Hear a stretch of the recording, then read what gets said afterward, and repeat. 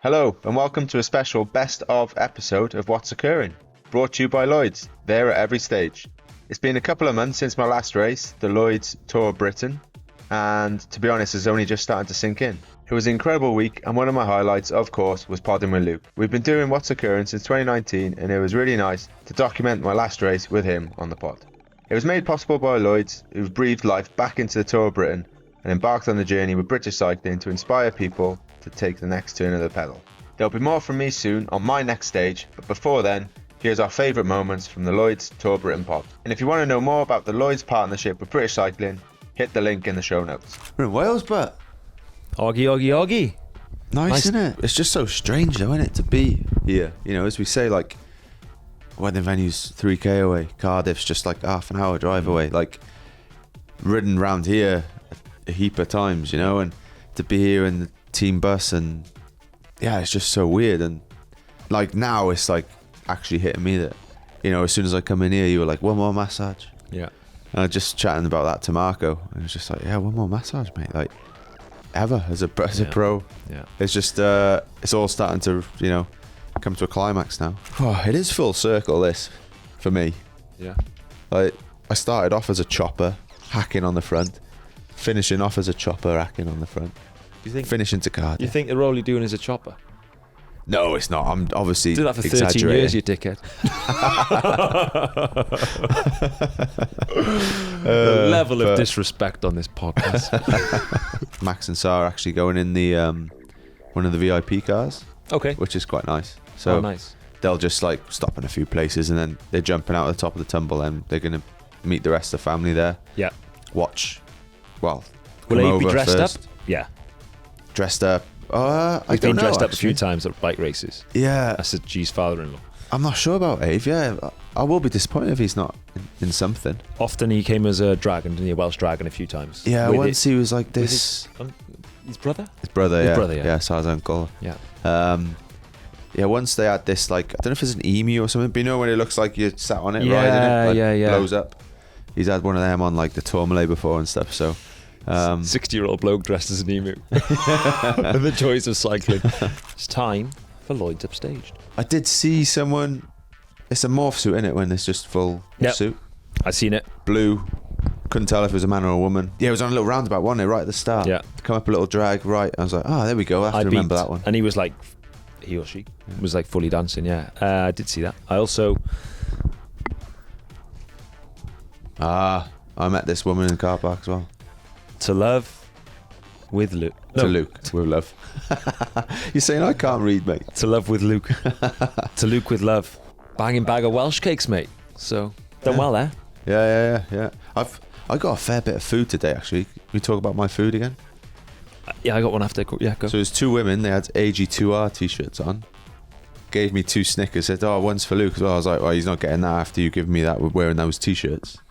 And they laughed, thinking I was joking. Yeah. I haven't given it to you, have I? Mate, so I don't know if it was the same person. No, it wasn't, because they weren't wearing AG12 t-shirts. Someone come up to me and said, G's always getting the Snickers, so... And he was whinging that they were small. So here's a big Snickers, and it was a packet with 2 in. And she was like, maybe you can have one with G on the pod. But we ate it on the bus. I shared it with JB. And also, we got a pack of 12 Krispy Kreme donuts at the finish. Oh, nice. That's nice, isn't it? Yeah. Yeah. Fella come along. Joey said, these were for Ineos, but I couldn't find their bus. Like, thanks. Yeah, we got bittersweet, isn't it? I got some sausage rolls. They were so good, mate. I wouldn't mind a sausage. They were like the proper, like, meaty ones. Oh. Like they were good quality. Bought in it. There was such good ones. Yeah, four of them. What else did we get? 2 muffins. One was for you as well, and a letter. Actually, I left it on the bus. A letter for both of us. Where's all this stuff that's for me? Well, the food's probably gone now. Stannard raided that. So thank you very much for the Welsh cakes for both of us. Winner of the Lloyds Upstaged. What did we see out there today? Oh, to be honest, it's quite hard. Like when you're racing to see stuff. I did see one massive long banner saying G equals legend. I thought, yeah, that's pretty cool. Give him nice a little. One. I did give him a little wave. I saw a lot of like G signs. I didn't. Some of them. G au revoir. I seen. Yeah, I didn't see this one, but Yeah, so Speak the lingo, don't I? because the crowds aren't like, it is quite rural, isn't it? So it's not like Yeah. tons of people, but then in every village there's quite a few, and always get a G shout or a Welsh or British flag, or so it is good atmosphere out there. But got a couple packets of Welsh cakes as well from the boy. So this lad who I mentioned yesterday made this flag for me. He actually did a little, you know, those little like cyclist things that you can paint and stuff. Yeah. So got one of them off him, and apparently he was dead upset that he couldn't come today. I think he must have had school. Oh. So he sent his dad off to buy a couple of packets of Welsh cakes. So Nice. polished them off on the transfer. That was nice. Touch. Yeah. Nice Scott touch. Mitchell as well. You remember him? the Yeah, I photographer? spoke to Scott. Yeah, He was Yeah. there. He brought a few prints for me as well. Actually, Scott Mitchell, he said his brother really wanted a ticket for the Cardiff event, but they're sold out. There is a lot of people asking for tickets though. So yeah, a few people have, or some of the guys are a bit worried that if you did get tickets and you can't make it, try and pass them on to someone, because there's a lot of people asking, which is Yeah, they went quickly, Good. didn't they? Welsh people do anything for a freebie. a free ticket. Let's go there. How much is it? Free. Let's go. You know how British people can be like quite blunt and straight. And then so this guy comes up to me at the start, and he said, "Oh, listen to the pod on the way down." I said, "Oh yeah, nice one, mate." He said, "Oh, I was expecting a bit more input, a bit more inside information." I was like, right, okay, yeah, we'll do another one later. Hopefully, we'll have a bit more."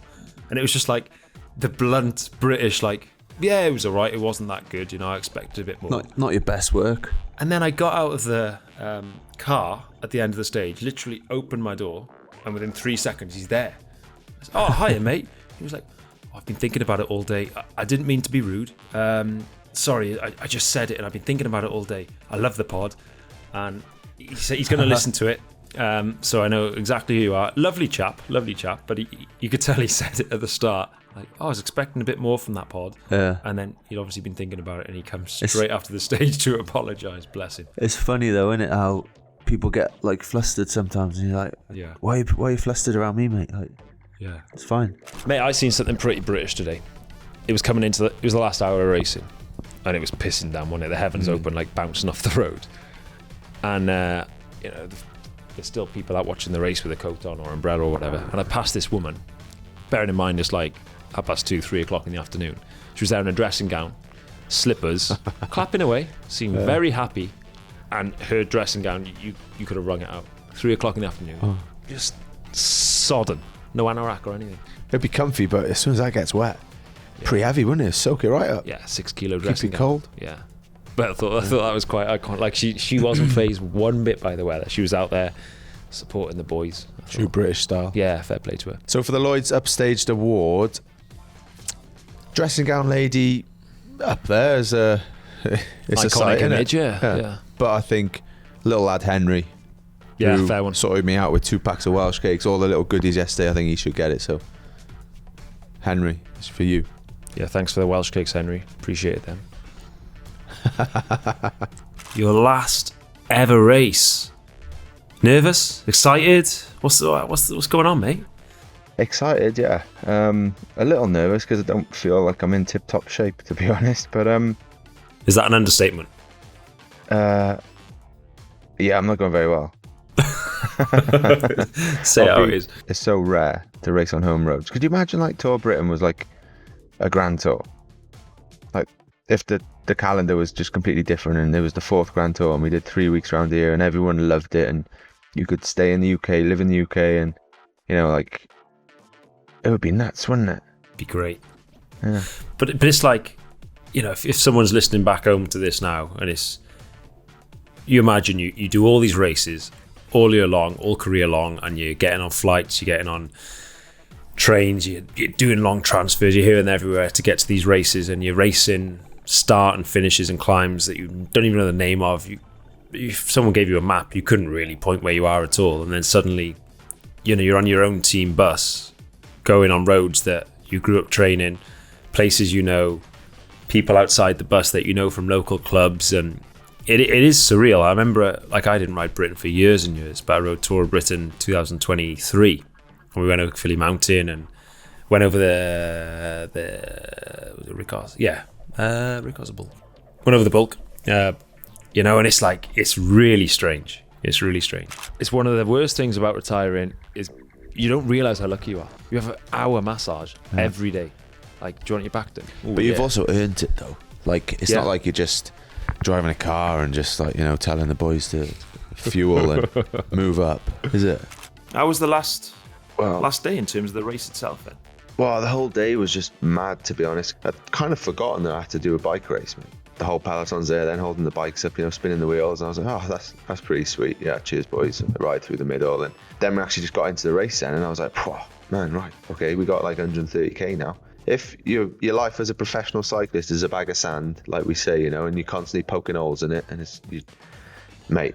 That was the last poke of the hole. Yeah, I was there just shaking the bag. There was nothing left in it. And then the ride into Cardiff then. Just weird. Just so surreal. Yeah. Those roads, innit? All the way in. No, mate, it was a special day. And even throughout the day, you probably, before Caerphilly Mountain when you're racing, you don't see it. But in the car you do. There was a lot of support. And it was unreal. And across the finish line, and suddenly I was just like, oh man, I'm broken. And then it was straight from there to the bus, and then all the lads soaked me with champagne, and we had a little drink together.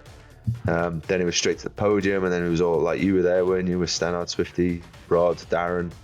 That was really nice, and all the crowd had sort of packed into that street, hadn't they? It was quite narrow. It was a good crowd there. Yeah. It was a good crowd because it was quite small as well, though. It kind of made it better, didn't it? And like, it was everyone crammed in, like red, green, white, everywhere. Gee, what you said you went from this to that. This was amazing. This was special. What was the one moment that you'll think back for that last stage of Tour of Britain and go, that was the moment?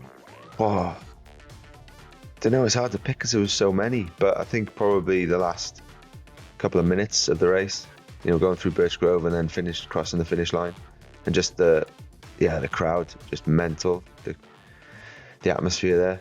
Like, Swifty was behind me, giving it the big one, geeing him up even more. And what a day, what a special way to sort of finish it all off, really, day and night. And a huge thank you to Lloyds for supporting the pod across the race and for helping to make G's goodbye event at the Castle happen on Sunday.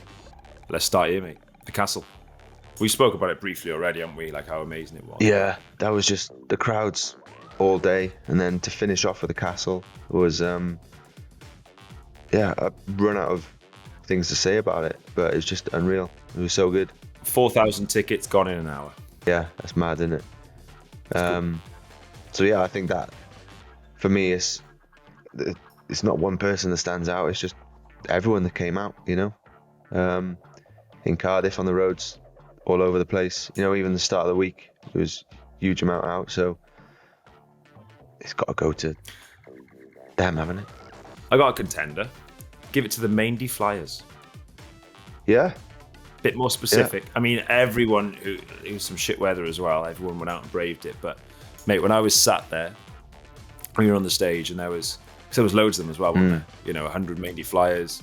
They rode you into the castle, and then they were just all buzzing around, and the organisation said, "Oh, just sit down there in front of the stage." Wet couples, they all just sat down in their cycling kit. And I thought, credit to them, and hopefully there's someone in there, or a number of them will go on to do something. But if they don't, just enjoy what you're doing and be part of that. All right, mate. Enjoy your downtime. Will do. And see you in a bit. Yeah, catch you soon. Ta-da. Ta-da. Big thanks again to Lloyds for their support of What's Occurring. And if you want to know more about the work they're doing with British cycling, hit the link in the show notes. See you all soon.